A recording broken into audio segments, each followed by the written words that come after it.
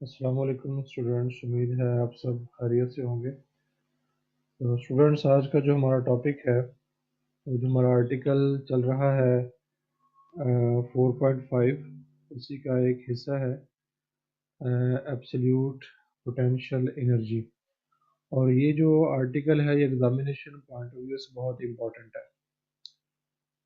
तो potential energy के meaning से तो हम सब आगाह हैं कि जो वर्क डन होता है वो पोटेंशियल एनर्जी के बराबर होता है।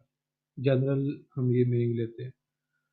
तो एब्सोल्यूट पोटेंशियल एनर्जी क्या है? तो एब्सोल्यूट पोटेंशियल एनर्जी की तरफ जो है वो हम बाद में आते हैं। पहले पोटेंशियल एनर्जी के बारे में जो कुछ हम पढ़ चुके हैं, जो हम जानते हैं, उसको थोड़ा सा रिवाइज कर लेते हैं। तो पोटेंशियल एनर्जी के बारे में जो हम जानते हैं इनिशियली वो ये था कि potential energy is due to position is due to position, जो हमारी बुक के अंदर इसकी डेफिनेशन की गई थी। लेकिन ये पोजीशन कोई आम पोजीशन नहीं है। इसकी एक प्रॉपर्टी है कि this position must be inside field. और वो फील्ड कैसा होना चाहिए? It must be a force field, यानी कि ऐसा फील्ड हो जो कि फोर्स लगा रहा हो। तो उसके अंदर अगर बॉडी की पोजीशन जो है वो चेंज हो रही है, तो उसको फिर हम नाम देते हैं पोटेंशियल एनर्जी, जो उस फील्ड के अंदर वर्क करने से पैदा होती है। क्योंकि जब हम वर्क करते हैं तो बॉडी की जो पोजीशन है वो चेंज होती है। लेकिन उसमें भी ये चीज़ हमने जहन में रखनी है कि ये जो वर्क हो रहा हो वो against the force of the field हो रहा हो। अगर ये हम फर्ज कर लें कि हमारी अर्थ है और एक बॉडी यहाँ पर पड़ा है, तो अगर हम बात करें ग्रेविटेशनल फोर्स की, तो ग्रेविटेशनल फोर्स की डायरेक्शन जो है वो डाउनवर्ड है। लेकिन अगर इस बॉडी की जो मूवमेंट है वो अपवर्ड है और इस दौरान वर्क हो रहा है, तो ये जो वर्क होगा ये बॉडी की जो पोटेंशियल एनर्जी होगा उसके बारे में हमें बताएगा। ये वाला जो वर्क होगा, बॉडी की जो पोटेंशियल एनर्जी में इंक्रीमेंट हुई है, जो इजाफा हुआ है, उसके बारे में बताएगा। तो उसके बाद फिर हमने उसका जो फार्मूला देखा था पोटेंशियल एनर्जी का, वो था P E equals to M G H. इसमें जो एम जी है ये हमारे पास ग्रेविटेशनल फोर्स ऑफ अर्थ है।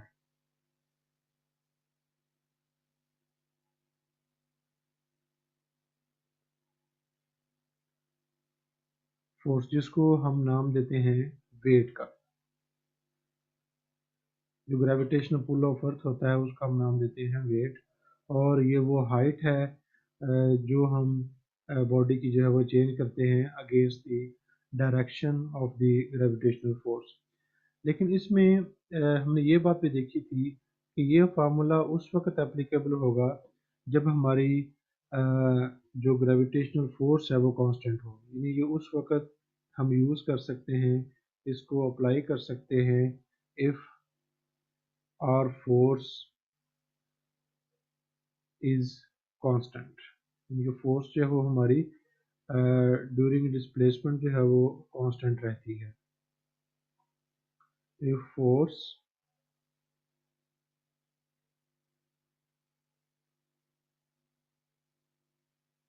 Remains constant. तो अगर हमारी force during the movement, during the work वो कांस्टेंट नहीं रहती, तो फिर जो है वो हमें हम ये जो रिलेशन है वो इस्तेमाल नहीं कर सकते। तो फोर्स के बारे में अगर हमें पता नहीं है तो हम ये जानते हैं, अगर हम उसको रिवाइज करना चाहें, तो जो हमारी ग्रेविटेशनल फोर्स होती है वो होती है जी m1 m2 over R square. तो जो हमारी ग्रेविटेशनल फोर्स है वो जो डिस्टेंस है उसके स्क्वायर के इन्वर्सली प्रोपोर्शनल है। यानी कि जैसे जैसे आपका डिस्टेंस जो है ज़मीन से या सरफेस ऑफ द अर्थ से इंक्रीज करेगा, सेंटर ऑफ द अर्थ से इंक्रीज करेगा, हमारी जो ग्रेविटेशनल फोर्स है उसमें चेंज आएगी। तो चूंकि फोर्स हमारी वेरिएबल है, लिहाजा हम जो ये वाला रिलेशन है इसको जो है वो ग्रेविटेशनल पोटेंशियल एनर्जी जो हमारी है उसके लिए इस्तेमाल नहीं कर सकते, क्योंकि जब हम बॉडी को लार्जर डिस्टेंस के ऊपर मूव करते हैं देन फोर्स वेरीज। तो अभी हमने ये रिवाइज कर लिया कि पोटेंशियल एनर्जी क्या है। P equals to M G H, और हम ये इस्तेमाल कर सकते हैं only the surface of the Earth. अगर हम लार्जर डिस्टेंसेस की बात करेंगे तो इसको हम यूज़ नहीं कर सकेंगे, क्योंकि हमारी जो ग्रेविटेशनल फोर्स है वो कांस्टेंट नहीं रहती। ग्रेविटेशनल फोर्स जो है वो तब्दील होती है inverse of the square of the distance. तो अब हम बात करते हैं अपनी जो एब्सोल्यूट पोटेंशियल एनर्जी है उसके बारे में।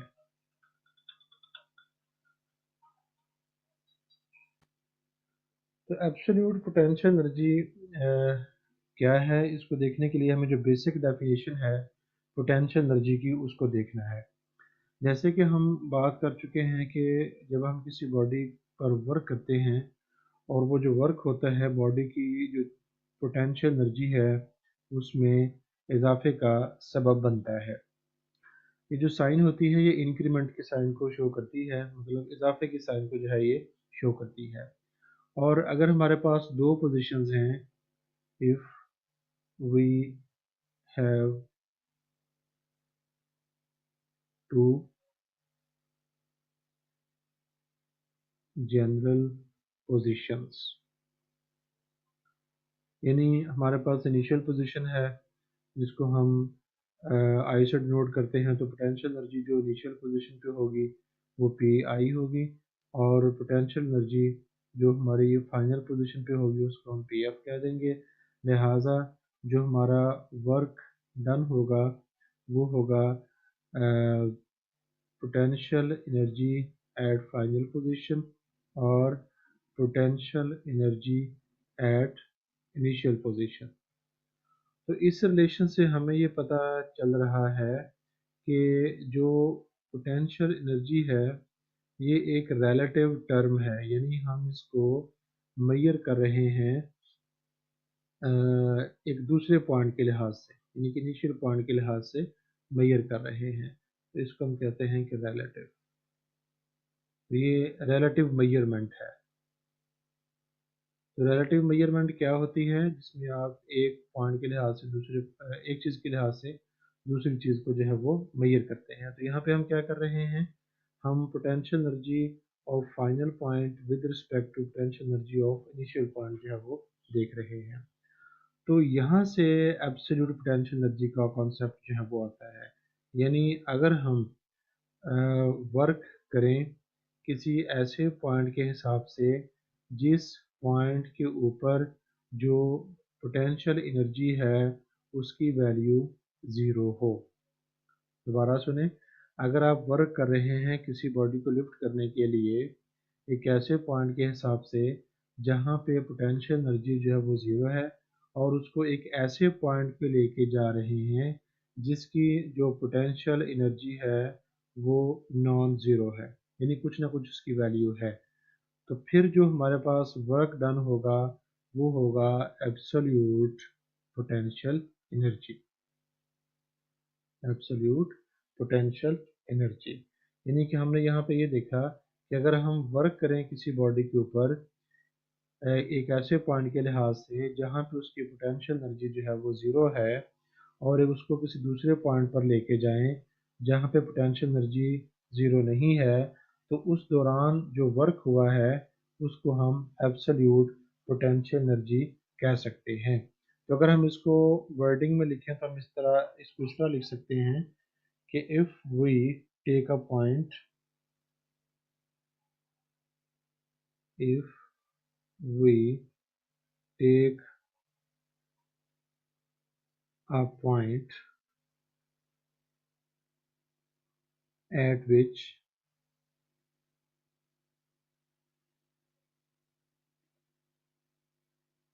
potential energy is zero, then work done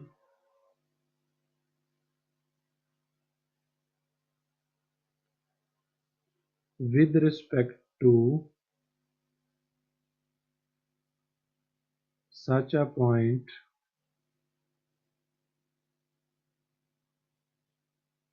कौन सा पॉइंट at which सिर्फ याद दहाने के लिए लिख रहे हैं at which potential energy is zero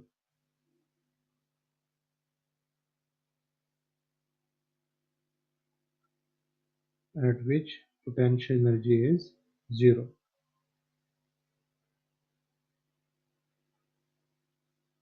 potential energy दोबारा इसको देख लें if we take a point at which potential energy is zero then work done with respect to such a point is known as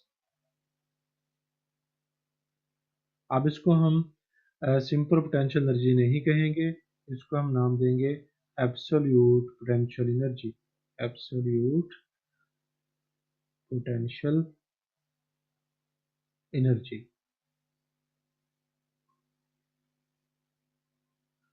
तो हमारा जो तरीकाकार होगा इसको निकालने का वो भी यही होगा कि हम पहले जो है वो वर्क डन निकालेंगे तो वर्क डन निकालने के बाद फिर हम एक पॉइंट लेंगे जहाँ पे पोटेंशियल एनर्जी जो है वो ज़ीरो होगी तो जब हम वो उसके हिसाब से मेजर करेंगे उसको तो फिर जो है वो हमारा जो रिज़ल्ट आएगा वो एब्सोल्यूट पोटेंशियल एनर्जी का होगा तो चलें इसकी कैलकुलेशन की तरफ हम बढ़ते हैं कैलकुलेशन इसके हम करते हैं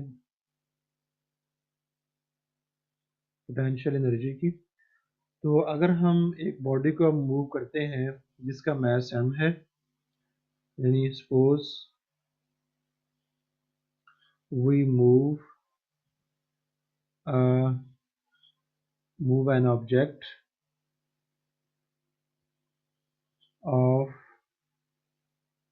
mass m from पॉइंट 1 ये हम देखेंगे अभी जाके डायग्राम में फ्रॉम पॉइंट 1 टू n तो n पॉइंट तक हम उसको लेके जाते हैं और दोनों पॉइंट जो हैं वो ग्रेविटेशनल फील्ड में हैं इनसाइड द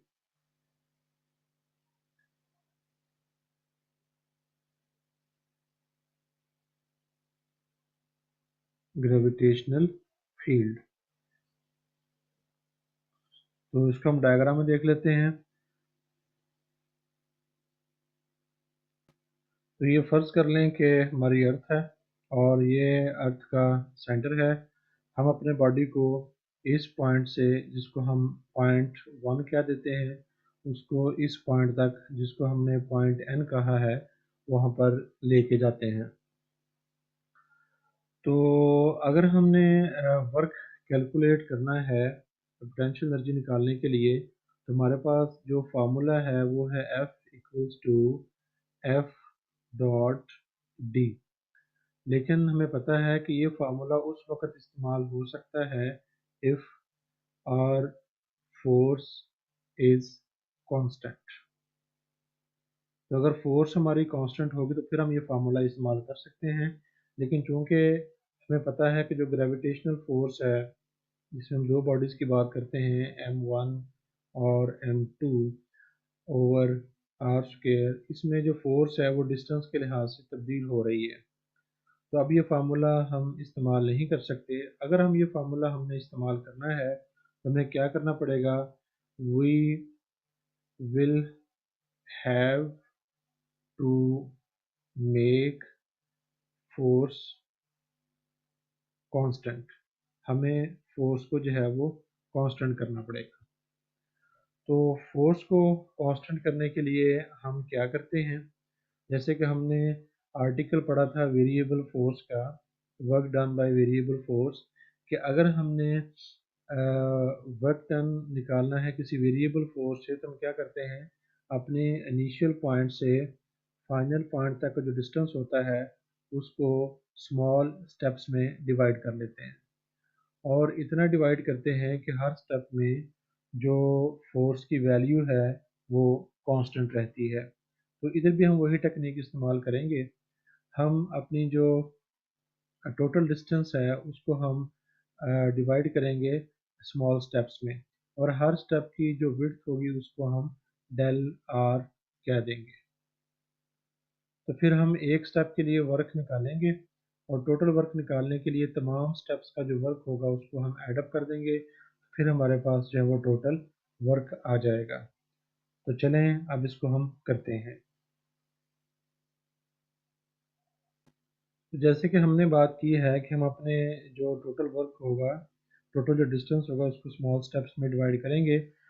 तो हम इसमें फ़िलहाल अभी दो पॉइंट्स ले लेते हैं। एक पॉइंट हमारा 1 है और दूसरा जो पॉइंट है वो हमारा 2 है, उसको ले लेते हैं। तो इन दोनों के दरमियान वर्क जो है वो हम देखते हैं। तो पॉइंट जो आर वन है, जो पॉइंट 1 है उसका जो डिस्टेंस है from the centre of the अर्थ उसको हम R1 कह लेते हैं।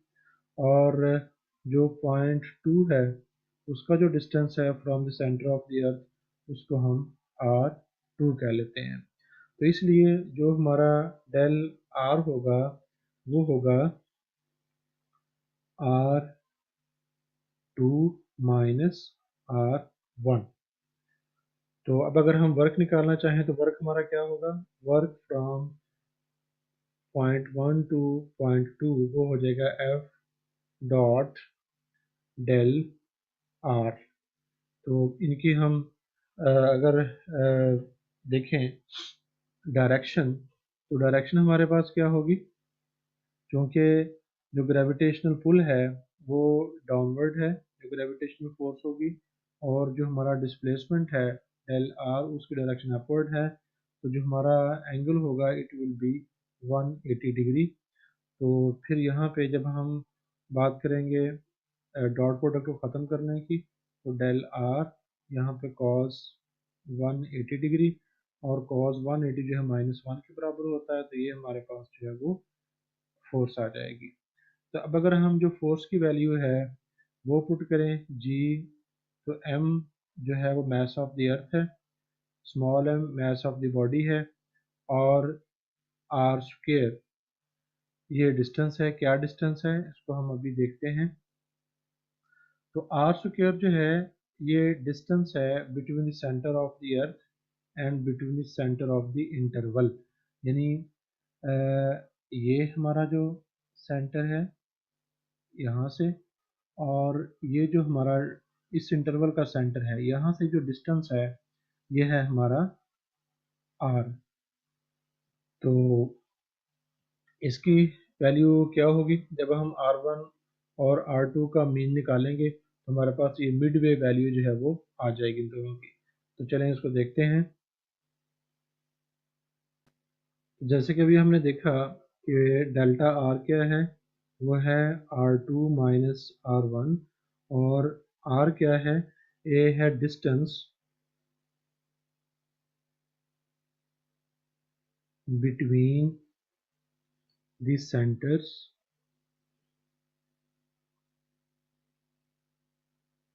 Of interval and the earth.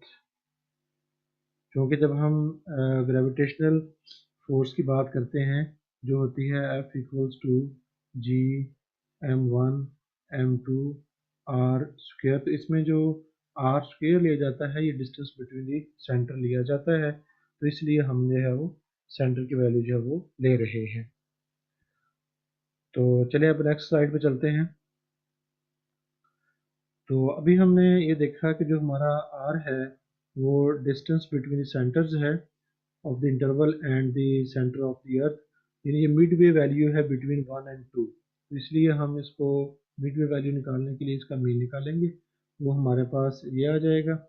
और इसमें जैसे कि हमने भी बात की कि जो डेल्टा आर है डेल आर वो है R2 माइनस R1। तो अगर हमने R2 की वैल्यू निकालनी है तो R2 हमारे पास हो जाएगा डेल आर प्लस R1। तो ये वैल्यू जो है वो हम अपने इस रिलेशन के अंदर जो है वो पुट करेंगे। तो ये हमारे पास आ जाएगा R equals to R1 plus R1 plus del R over 2। तो ये हो जाएगा फिर R equals to 2R1 plus del R over 2। तो अब चूंकि दरमियान में प्लस है, तो प्लस या माइनस हो तो हम उनकी जो फ्रैक्शंस है उनको सेपरेट कर सकते हैं, तो इसलिए हम इनको सेपरेट कर लेते हैं, तो ये कैंसिल हो जाएगा। तो ये हमारे पास आ जाएगा R equals to R1 plus del R2। तो अब जैसे कि जो हमारा रिलेशन है वर्क का, उसमें G M M over R square, sorry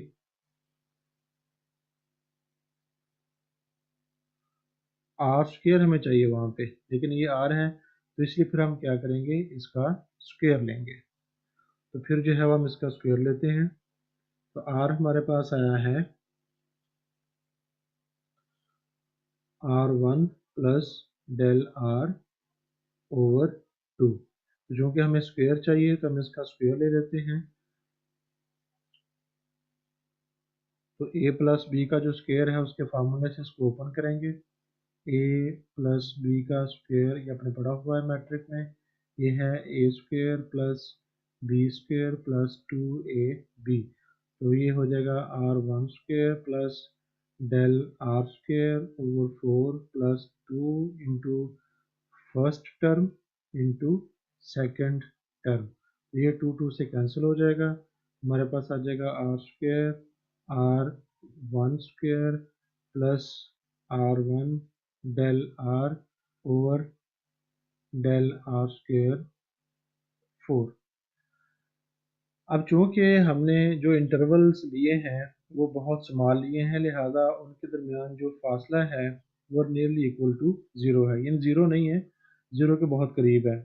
तो जब हम किसी भी छोटी टर्म का स्क्वायर लेते हैं तो इट बिकम्स सो स्मॉल, फिर उसको अगर हम डिवाइड भी करते हैं तो वो और स्मॉल हो जाती है, यानी it tends to approach to zero. तो इतनी वो हो जाती है छोटी कि हम उसे निगलेक्ट कर सकते हैं, उसका जो इफ़ेक्ट होता है वो ख़त्म हो जाता है, नियर अबाउट ख़त्म हो जाता है, तो इट इज़ निगलेक्टेड, हम इसे निगलेक्ट कर देंगे। दोबारा से नहीं, क्यों निगलेक्ट करेंगे, क्योंकि डेल आर जो डिस्टेंस है बिटवीन R2 माइनस R1, हमने कहा कि इंटरवल बहुत स्मॉल लेने हैं, इसलिए उनकी जो डिस्टेंस बहुत कम है, तकरीबन ज़ीरो है। तो जब हम उसका स्क्वायर लेंगे तो और छोटा हो जाएगा, उसको डिवाइड करेंगे तो और छोटा हो जाएगा, तो इसका जो इफेक्ट है ना होने के बराबर होगा, तो इसलिए हम इस टर्म को जो है वो निगलेक्ट कर देंगे, यानी यहाँ पे जो है वो हम ज़ीरो पुट कर देंगे। तो हमारे पास जो नेट रिलेशन आएगा वो आएगा R square equals to R1 square plus R1 into del R. अब इसमें हम जो डेल आर है उसकी वैल्यू पुट कर देते हैं, वो था R2 माइनस R1। तो ये हमारे पास रिजल्ट आ जाएगा R1 square plus R1 R2 minus R1 square, तो ये कैंसिल हो जाएंगे, तो R स्क्वेयर हमारे पास आ जाएगा R1 R2। तो अब जो हमारा फार्मूला है वर्क का, उसमें जहाँ पे आर स्क्वेयर आएगा वहाँ पे हम R1 R2 पुट करेंगे, जहाँ पे डेल्टा आर आ रहा है वहाँ पे हम R2 माइनस R1 पुट करेंगे, इस चीज़ को और इस चीज़ को आपने अपना जो फार्मूला है उसके अंदर पुट करना है। जी, तब हम वो फार्मूला हमारा लिखते हैं वर्क का। जो वर्क का फार्मूला था वो था work from 1 to 2 equals to minus G capital M small M over R square, और यहाँ था डेल आर। तो अब हम आर स्क्वेयर की वैल्यू पुट करें, minus G M over M, R square की वैल्यू हमारे पास क्या आई, R1 R2, और डेल आर की वैल्यू क्या थी, R2 माइनस R1। तो ये नीचे वाली टर्म अंदर मल्टीप्लाई होगी, माइनस जी एम, ये हो जाएगा R2 over R1 R2 minus second के साथ मल्टीप्लाई होगी, तो R1 R2, तो R1 से कैंसिल, R2 से कैंसिल, तो जो हमारे पास अब रिजल्ट बचेगा वो होगा minus G M small M into 1/R1 minus 1/R2। तो ये हमारे पास जो है वो रिलेशन आ गया। ये वर्क आया हमारे पास 1 to 2 का। तो अब अगर हम वर्क निकालेंगे, इसको लिख लेते हैं दोबारा, minus G M small M into, ये आ गया 1/R1 माइनस 1/R2। तो हम ये देख रहे हैं कि अगर 1 है तो पहला जो डिस्टेंस है वो R1 का आ रहा है, बाद में 2 है तो दूसरा जो है वो R2 का आ रहा है। इसी तरह अगर हम चाहें तो वर्क निकाल सकते हैं। अगर हम पॉइंट 2 से पॉइंट 3 तक जाते हैं, एक्सक्यूज मी,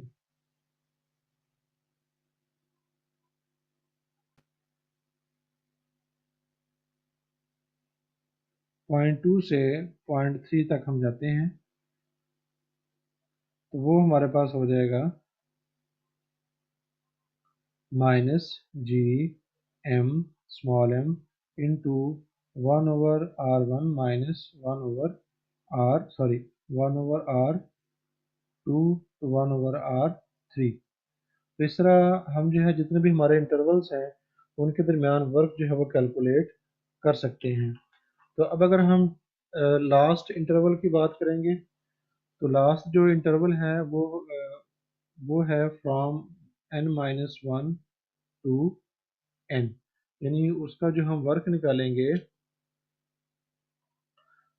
वो होगा work from n-1 to n, तो ये होगा minus G M M into पहले पॉइंट का डिस्टेंस वो होगा Rn-1 और आखिरी पॉइंट का डिस्टेंस वो होगा Rn। तो ये हमारे पास जो है वो डिफरेंट वर्क्स आ गए हर इंटरवल के। अब हमने टोटल वर्क निकालना है, तो जितने भी हमने वर्क्स निकाले हैं उन सब को हम जो है वो एडअप कर देंगे। यानी टोटल वर्क निकालने के लिए हम क्या करेंगे, work from 1 to 2 plus work from 2 to 3 and so on, plus work from second last interval to last interval। तो चलिए अब हम इनकी वैल्यूज जो है वो पुट करते हैं।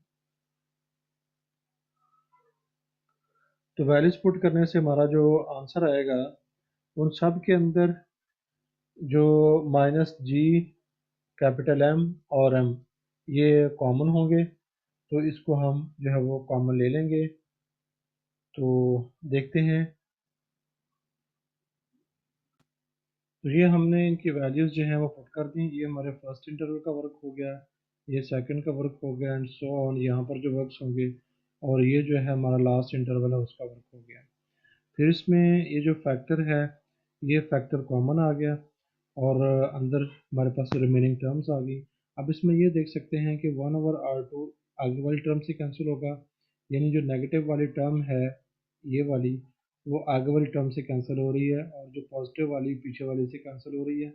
इसलिए ये नेगेटिव वाली यहाँ पर जो टर्म होगी उससे कैंसिल होगी और ये पॉजिटिव वाली टर्म जो होगी ये यहाँ पर इसकी वैल्यू होगी वो यहाँ से कैंसिल हो जाएगी। तो ये तमाम जो हमारी टर्म्स हैं ये सारी की सारी जो है वो कैंसिल आउट हो जाएंगी और हमारे पास जो नेट रिजल्ट बचेगा वो ये होगा, वर्क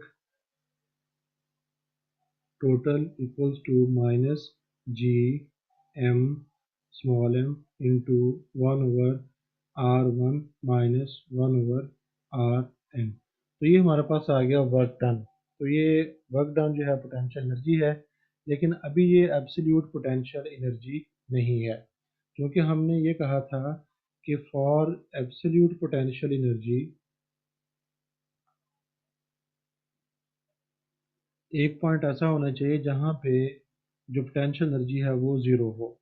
तो हम क्या करते हैं कि जो आर एन है, इस पॉइंट को हम लेते हैं कि ये हमारा जो आर एन है ये आउटसाइड द ग्रेविटेशनल फील्ड है, आउटसाइड द फील्ड। तो अगर ये आउटसाइड द फील्ड है, यानी इस पर ग्रेविटेशनल इफेक्ट नहीं हो रहा, इसका मतलब ये है कि it is out of range of the field, तो हम इसका जो डिस्टेंस है वो इन्फिनिट ले सकते हैं। तो अगर हम इसका डिस्टेंस इन्फिनिट लेते हैं, इन्फिनिट का मतलब ये है कि ये आउटसाइड द ग्रेविटेशनल फील्ड है। तो अगर आउटसाइड द ग्रेविटेशनल फील्ड होगा तो फिर इस पर कोई पोटेंशियल एनर्जी जो है वो नहीं होगी, क्योंकि फोर्स ही कोई नहीं होगी। तो ये हमारे पास आ जाएगा 1/n इक्वल्स टू 1/infinite। तो जब हम किसी चीज़ को इन्फिनिट पे डिवाइड करते हैं तो हमारा जो आंसर है वो 0 आता है।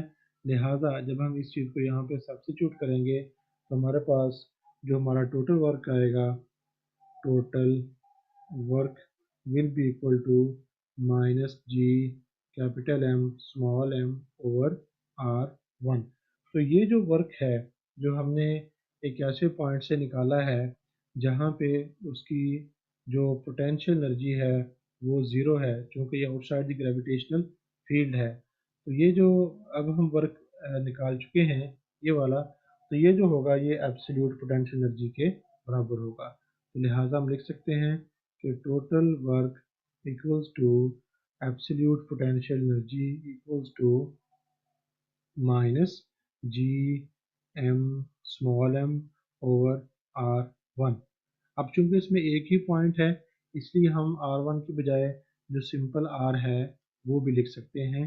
तो हम लिख सकते हैं कि total work done that is equal to absolute potential energy minus G M small M over R. तो ये हमारा एक जनरल एक्सप्रेशन जो होगा किसी पॉइंट के लिए जो ग्रेविटेशनल फील्ड में होगा, तो उसके लिए हम इसको जो है वो फॉर्मूले को इस्तेमाल कर सकते हैं। तो ये हमारे पास जो रिलेशन आया है ये एब्सोल्यूट पोटेंशियल एनर्जी का है।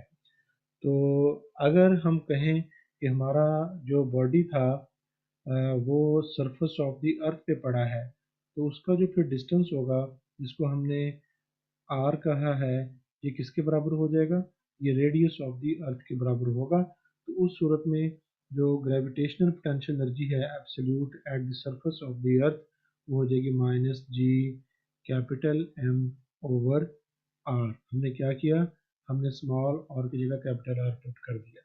तो ये हमारे पास जो है वो एब्सोल्यूट पोटेंशियल एनर्जी जो है वो at the surface of the earth आ गई है। किस बॉडी के लिए, अगर हम इस बॉडी को जो है वो जिसका मास m है उसको ज़मीन से किसी और पॉइंट पर जो लेके जाना चाह रहे हैं, तो हम कैपिटल आर की जगह स्मॉल आर पुट कर देंगे। अगर वो सरफेस ऑफ द अर्थ पे है तो वहाँ पे उसकी जो पोटेंशियल एनर्जी है वो हमारी ये होगी। अब हम इसको थोड़ा सा बुक से देख लेते हैं।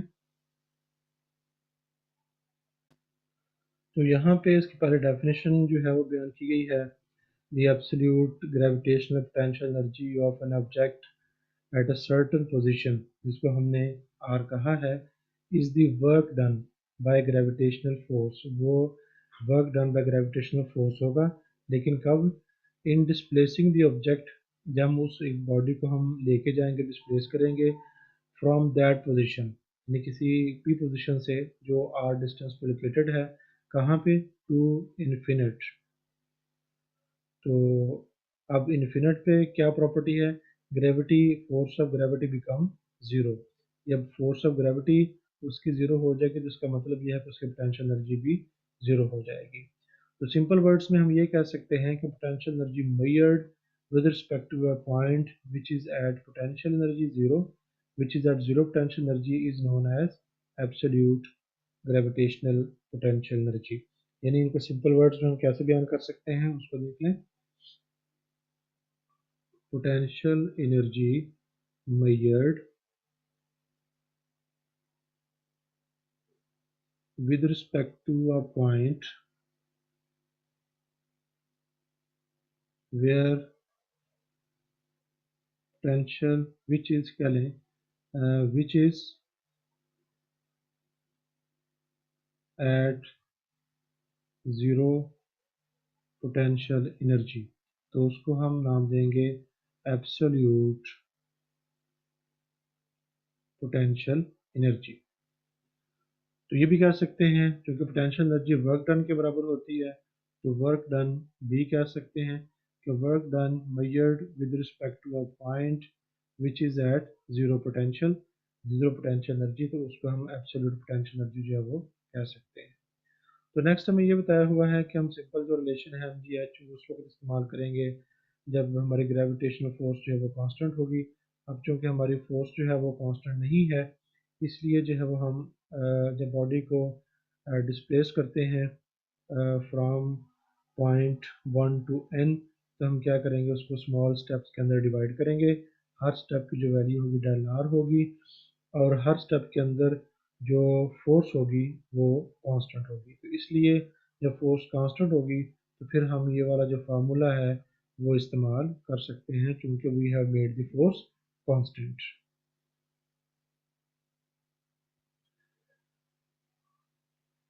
तो नेक्स्ट जो है वो रिलेशन है, ये हम कर चुके हैं ऑलरेडी।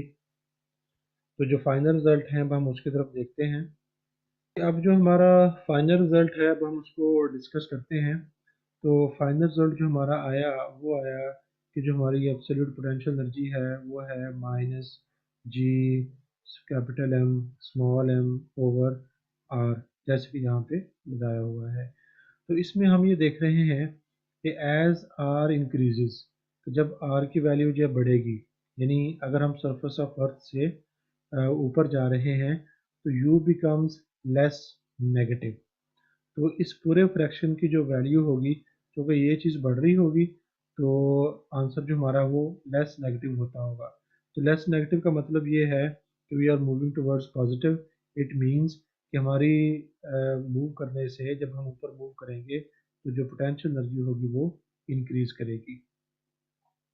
तो फिर यहाँ पे ये बताया कि the choice of zero point is arbitrary, यानी कि हमारी मर्जी है कि हम इसको जहाँ पे मर्जी ले लें।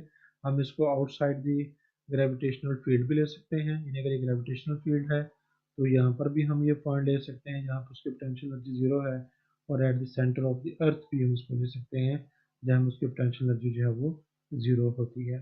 बेसिकली जो चीज़ इंपॉर्टेंट है वो चेंज इन पोटेंशियल एनर्जी जो है वो इम्पोर्टेंट है, जो हमने जहन में रखनी है।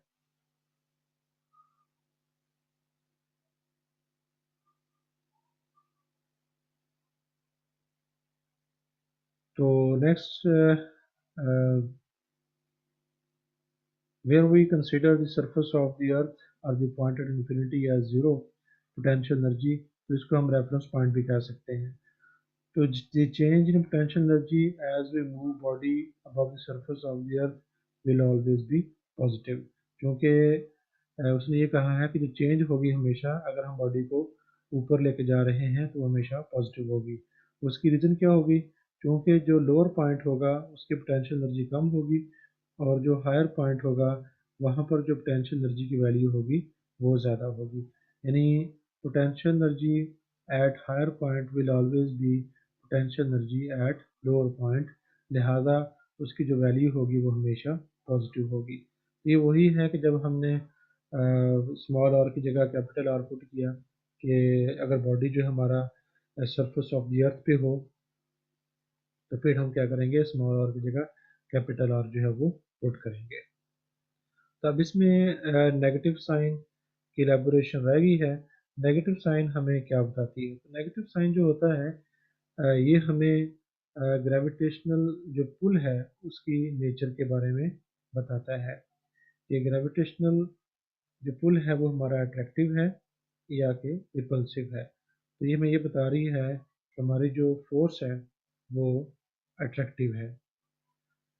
तो कैसे पता चलता है कि नेगेटिव साइन हमें अट्रैक्टिव बताती है, क्योंकि जब बॉडी डाउनवर्ड मूव करता है एट इट्स ऑन तो उसकी पोटेंशियल एनर्जी डिक्रीज कर रही है।